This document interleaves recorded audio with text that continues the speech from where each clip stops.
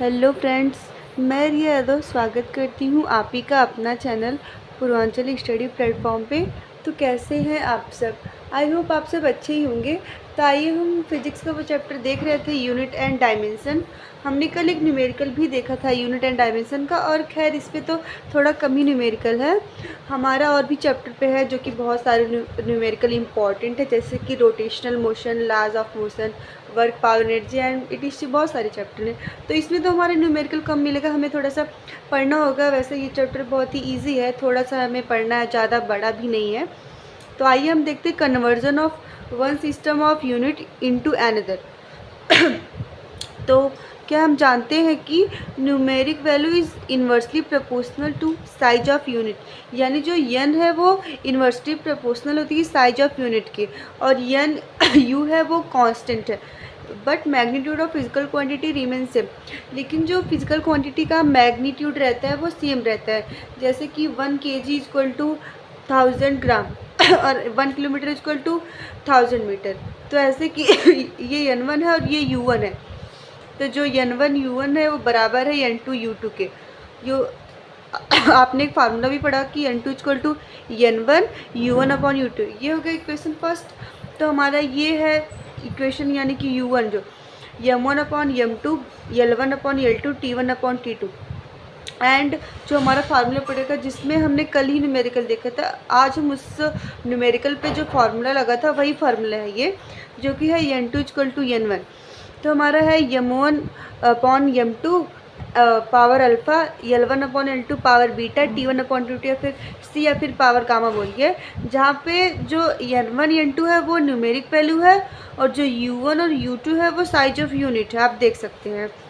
उसके बाद जो हमारा if m1 l1 t1 are fundamental unit of mass length time in one system, तो another system l2 l2 t2 are fundamental unit of another system. यानी ये बोल रहा है, अगर जो m1 है, l1 है, t1, m मतलब कि मास, l मतलब लेंथ, t मीन्स टाइम, यानी जो mlt है हमारा, वो अगर फंडामेंटल यूनिट है हमारा एक मतलब पहले सिस्टम का, एक सिस्टम का, तो जो हमारा m2 l2 और t2 है वो हमारा फंडामेंटल यूनिट है दूसरे सिस्टम का।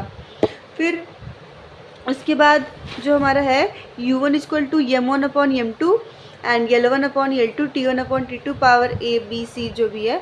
अब इक्वेशन फर्स्ट में हमने देखा था कि जो n2 है बराबर है n1 के, u1 के, फिर हमारा जो ये बना वो हमारा बना m1 upon m2, l1 upon l2 and t1 upon t2। फिर हमारा जो फाइनल फार्मूला बना वो हमारा ये है। फिर ये वन डर वाल्स इक्वेशन है, जो कि है p plus a upon v square, v minus b equal to r t, a upon b square equal to p. तो फिर ए इक्वल टू, मतलब इसका हमें जो डायमेंशन है वो निकालना है, तब हमने इसका फार्मूला ले लिया है वन डर वाल्स इक्वेशन का। तो A equal to P V square, तो हमारा इसका होता है MLT माइनस 2 अपॉन में L स्क्वायर L3 की पावर स्क्वायर। तो इससे कट गया, तो हमारा जो फाइनल है वो हमारा आया वन डर वाल का जो डायमेंशन उसकी इक्वेशन का वो आया ML5T माइनस 2। अब हम देखते हैं deduced relation among physical quantities. Consider a simple pendulum having above attached to a string that is oscillates under the action of force। यानी कि हमें मान लेते हैं कि जो सिंपल पेंडुलम है वो अटैच है एक स्ट्रिंग से, और वो मतलब एक्सिलरेट कर रहा है फोर्स, एक्शन ऑफ फोर्स के under. And time of simple pendulum depends upon length of the pendulum l, mass of body m, acceleration due to gravity g। यानी जो सिंपल पेंडुलम का टाइम है वो डिपेंड कर रहा है एक पेंडुलम के लेंथ के, जो कि l है, और उसके मास के, जो कि m है, और एक्सिलरेशन ड्यू टू ग्रेविटी, जो कि g है। तो find the expression of time period, we have to find expression for t। जो t है अल्फ़ा की मतलब l की पावर a, फिर m की पावर b, फिर l की पावर c। तो फिर हमारा t equal to k, l की पावर a, m की पावर b, g की पावर c, ये first equation. Now will calculated dimension of all terms, हम सभी टर्म्स का जो डायमेंशन है वो हम कैलकुलेट करेंगे।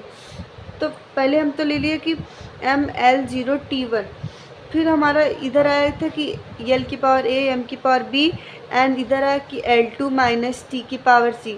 हम दोनों को कंपेयर करेंगे तो आया a प्लस b अगर 0 के बराबर है तो b इक्वल टू 0 हो गया, तो जो 2c=1 तो c=-1/2। फिर उसके बाद हम इसकी वैल्यू रखेंगे c की इन इक्वेशन में।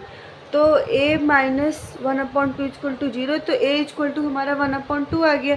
इक्वेशन फर्स्ट हमारा था t k⁻l, a की वैल्यू हमारी 1.2 है, तो हम यहाँ पे a था तो हम उसकी जगह रख दिए 1/2। फिर m⁻0 l -1/2 आपने देखा था उधर आया। तो हमारा जो t आया t l 1/2/g 1/2। फिर t k 1/g की पावर 1/2। फिर हमारा आया t k √l/g k = 2π, जहाँ पे देयरफॉर t फाइनल हमारा आया 2π √l/g। ये आ गया हमारा फाइनल। अब हम थोड़ा सा देख लेते हैं सिग्निफिकेंट फिगर क्या होता है।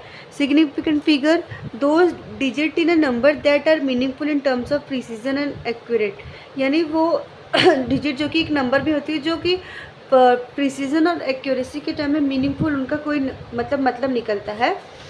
जैसे कि उसका हम देख लेते हैं रूल्स क्या है। सिग्निफिकेंट फिगर को फाइंड करने का रूल्स क्या है। आल नॉन जीरोज आर सिग्निफिकेंट, यानी जितने भी नॉन जीरो जैसे कि 1 2 3 4 5 6 etc वो सब है नॉन जीरो, यानी वो सब सिग्निफिकेंट है। उसको आप चारों को काउंट, जैसे 3 2 1 2, तो इसमें कितने सिग्निफिकेंट फिगर है 4। All zeros between any two non zero digit will be significant, यानी जो सभी जीरो हैं अगर वो किसी नॉन जीरो के बीच में आ रहे हैं, जैसे कि आप देख सकते हैं जीरो है लेकिन उसके पहले हमारा नॉन जीरो है, उसके बाद भी नॉन जीरो है, तो ये भी हमारा सारा कैलकुलेट होगा। इनिशियल जीरो और इनसिग्निफिकेंट होता है हमारा, इनिशियल जीरो को हम काउंट नहीं करते हैं।